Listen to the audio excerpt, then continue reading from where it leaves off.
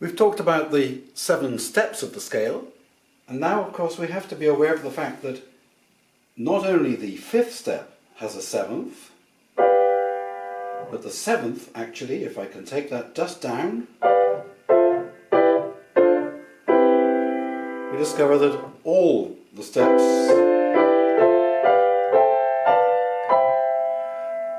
steps of the scale have their 7ths. Some of them are major 7ths, others are minor 7ths.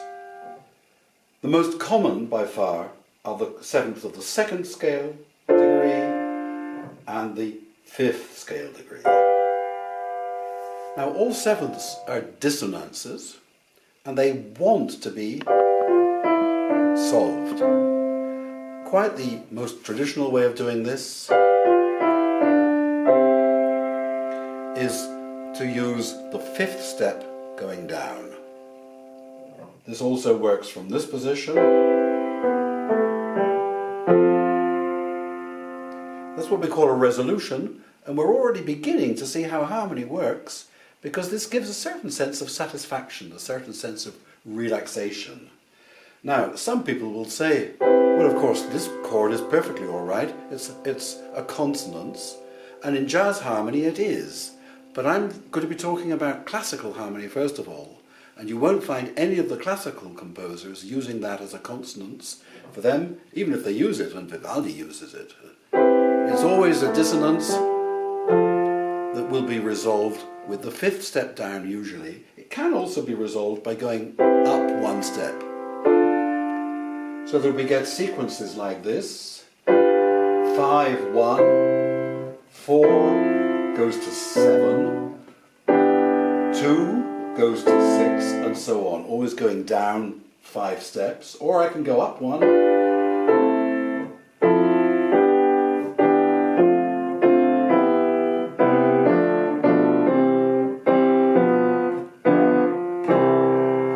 with a 5-1 to end. And this brings me on to the subject of cadences. Quite the most common cadence is 5-1. And it gets called the perfect cadence. Then there's 4-1, the plagal cadence,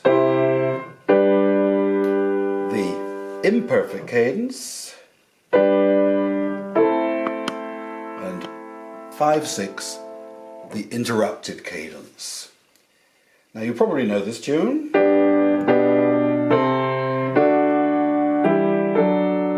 So I started in G major and I go to the 5th of the scale. That's an imperfect cadence.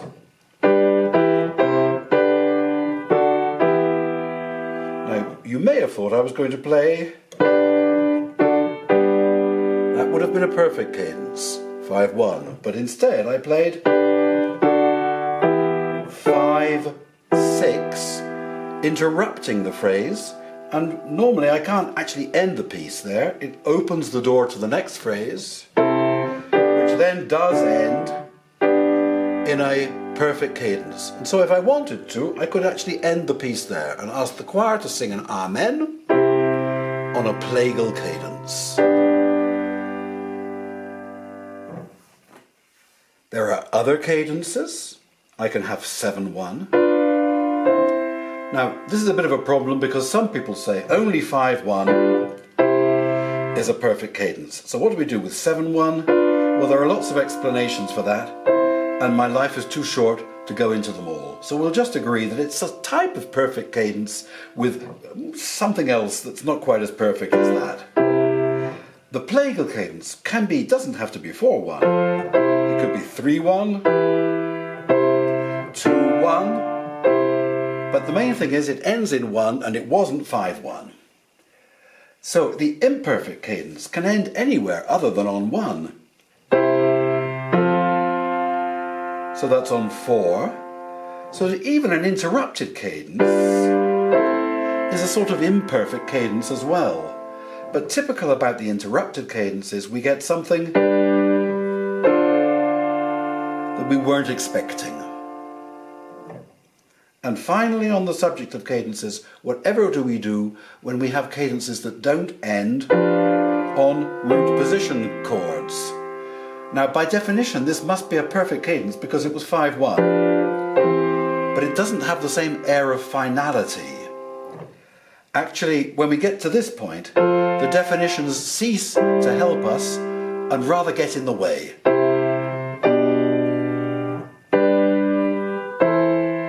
All these things don't end quite with the chord that we are expecting, and so some people call them all imperfect cadences.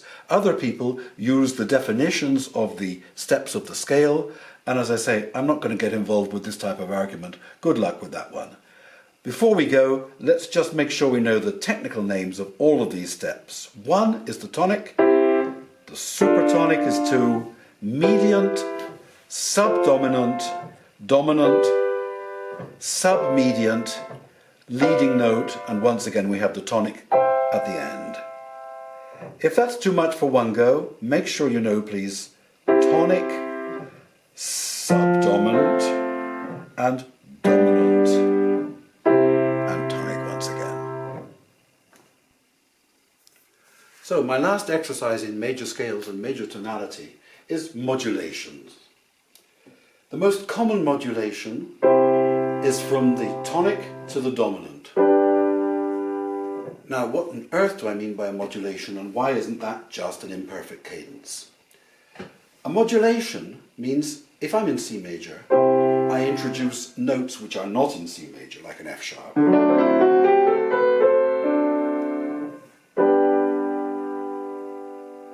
Schumann's famous little melody in C major, then modulates to G major. And how he's done that is quite simply introducing the F sharp whilst nobody was looking, and we end with a perfect cadence in G major. Here's another piece that's quite popular at Christmas time.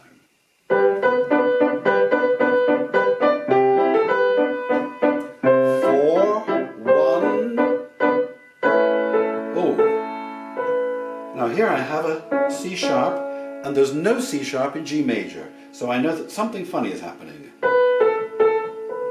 Now I've modulated to the dominant, because I've changed my terms of reference.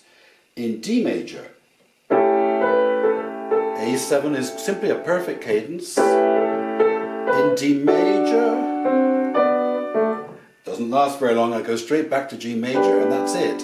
Now some people say that's not really a modulation. A modulation is only when it's longer in the new key. But unfortunately nobody's been able to tell me what it is if it isn't a modulation, so I'm sticking to my definition of saying no matter how short, if we have a cadence in a new key, we have modulated. Then there's another way to get to that same chord at the end of the first phrase, which is just by using the second step of the scale.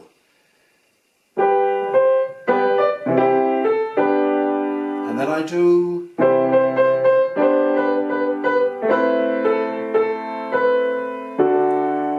this time there's no C sharp, so it's what I would call an imperfect cadence in G major. We never modulate. So just listen to both and see what you prefer.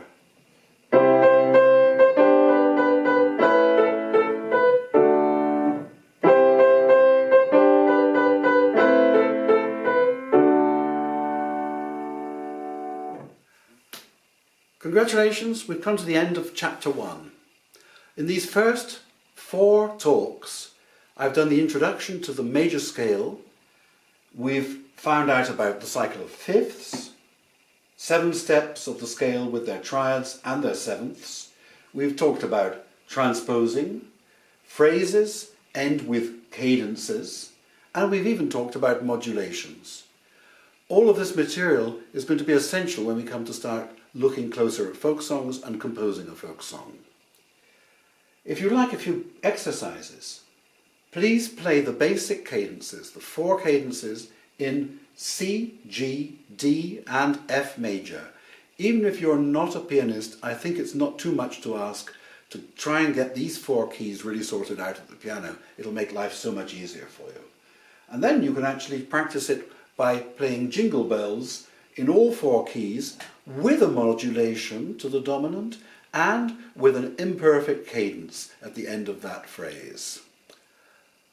That's all for now. We'll be back and we'll be carrying on with minor and other scales as we go into the slightly more advanced stages of theory.